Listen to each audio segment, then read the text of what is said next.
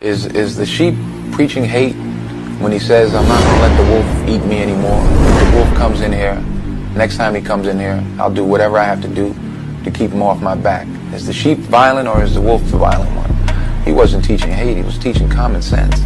You know, somebody's knocking you over the head, stop them. Do whatever you have to do to stop them.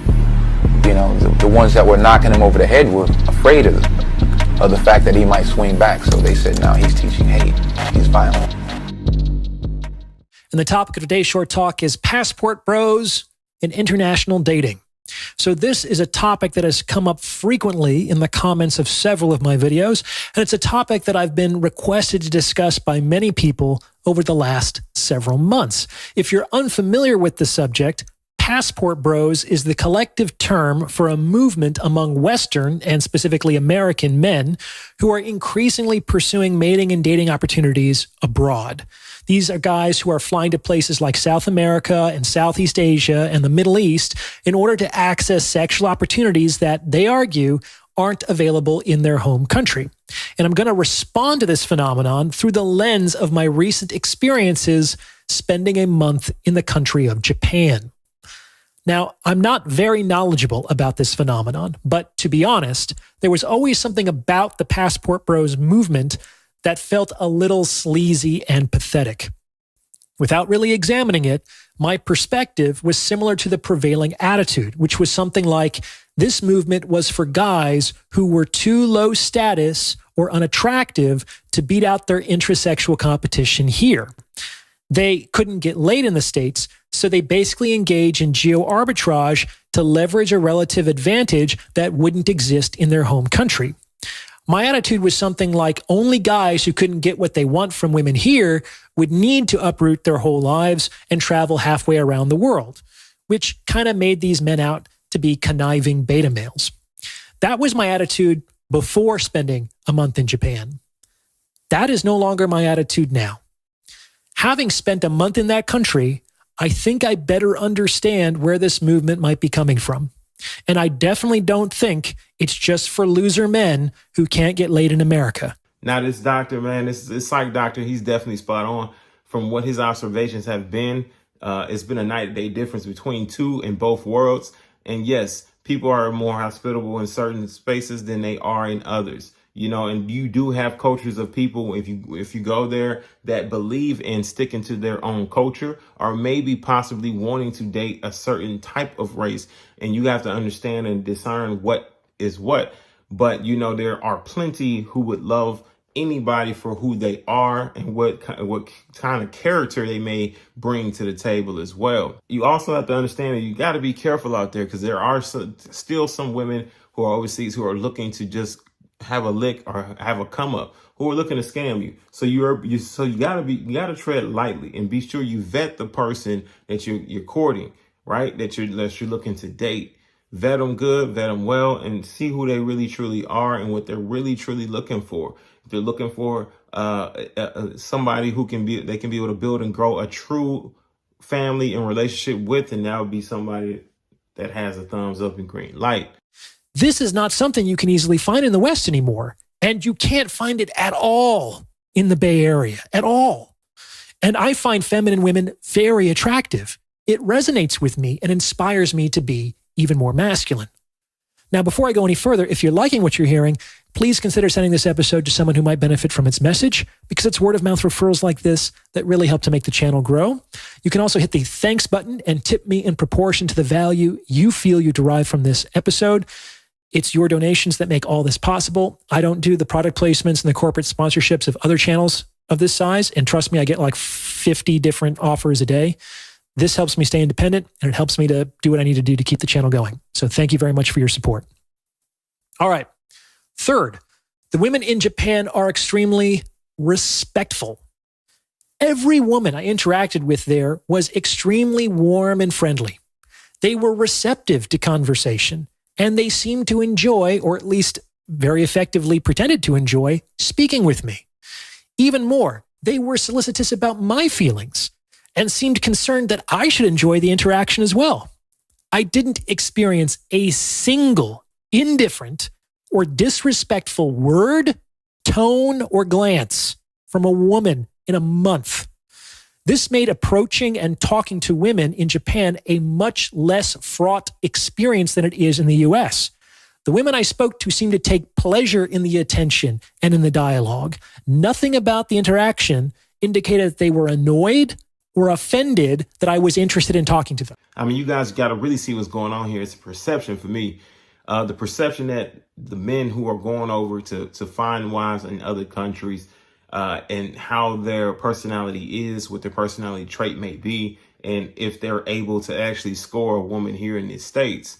Well, I believe that most men who are looking to do so are men nowadays who have already tried their best here in the States and have came across one woman after another and it just had not have very much success. Some of these guys are probably not as attractive as others, but they are equally attractive guys, high earning guys, and also at the same time, guys who are average earners, who are going across seas to be able to find a new wife.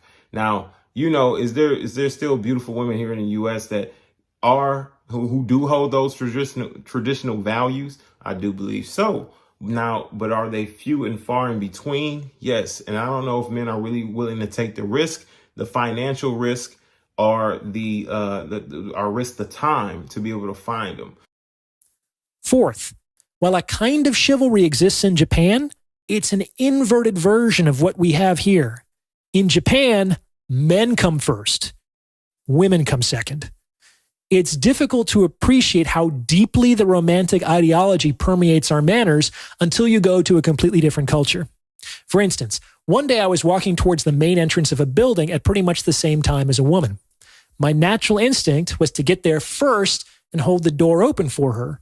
However, when I did so, she refused to walk through it, making a show of great embarrassment. And I later realized that in that culture, it would have been embarrassing for her if I had allowed myself to disrespect myself in that way for her sake. Another example. Many years ago, I spent some weeks in Japan studying Buto dance in an immersive program. The first night of the program, at the General Assembly, we heard a long speech on how the organizers miscalculated the number of futons they needed for the students. Apparently, there would not be enough beds for everyone, so the women would have to sleep on the bare floor without cushions or sheets until the problem was rectified. Now, there were a couple other Westerners in the audience, and I remember we were just looking at each other in disbelief. To say we were shocked would not be an understatement. The idea that the women were going to sleep on the ground while the men were going to sleep in the beds felt completely unnatural to us. However, our way of doing things is just as unnatural to Japanese sensibilities. That's starting to change more and more as Western ideologies continue to infiltrate Japanese society. But the important thing here is to understand that a lot of what many people believe to be the natural dynamic between men and women is really very culturally bounded and culturally specific. And to be honest, it felt good to be honored for being a man. Like, it's not a bad thing to be a man in Japan. In fact, it seems to come with some privileges that are more commensurate to the responsibilities that men generally take on. So let's recap. On the whole, Japanese women are slender and physically fit, feminine and demure, friendly and courteous, and respectful and appreciative. Not all Japanese women, I'm sure, but the vast majority of them, as far as I could tell. When I spoke with them, the feeling I got was that they felt lucky to be interacting with me, which is a total reversal of the attitude you generally encounter in the West. I've gone on a lot of dates in my day, and the prevailing vibes were either A, that I should feel lucky that the woman was allowing me to buy her a drink, or B, that the woman needed to make sure I could give her what she wanted by conducting the date like a job interview. There's a lot of entitlement and narcissism here. It's all about her. On the other hand, my sense is that in Japan, women feel grateful for the opportunity to be there, grateful for the opportunity to be considered as a potential partner. It was extremely refreshing, to say the least. Now, I'm not a fragile guy. I'm not a loser who can't get laid. I'm not poor or low status or unattractive. I'm not a guy without options. I don't need to travel halfway around the world to have satisfying relationships with women. But I now understand why it's in men's best interest to seek out the most advantageous marketplaces. It's like, regardless of whether you're a novice or a master fisherman, if you want to catch a certain kind of fish, it makes sense to go where there are more of those fishes. High-value men who have lots of sexual opportunity in the West will still travel to other places where they can get more of what they want more easily. That's not pathetic. That's rational and efficient. Even millionaires don't like paying more than they need to, even though they could afford to do so. And Western women are extremely expensive. Men here generally have to pay more for less relative to other marketplaces. So I'm much more sympathetic to this movement after spending a month abroad. Allow me to explain. From the perspective of my interests and preferences, the quality of the women in Japan was significantly superior to the quality of the women in the Bay Area, like not by a little, by orders of magnitude. Let me break down some of the various factors that go into that statement. First of all, the women in Japan are slender and physically healthy. I spent a month in some of the largest cities in the world, and I must have seen 10 overweight women in that entire time, half of whom were little old ladies. And these overweight women weren't morbidly obese. They were like plump, maybe 20 or 30 pounds overweight max. Most Western women literally couldn't buy clothes in Japan. The vast majority of Japanese women are slender and physically fit, which is appealing because it's not only attractive, but it indicates a compatible value as well. Like, I want people who care about their health. Second, these women are feminine. They wear dresses and heels and makeup. They tend to dress more conservatively than Western women. No tight clothes, no showing a lot of skin. The feminine ideal there seems to be like softly elegant, flowing and modest and dignified.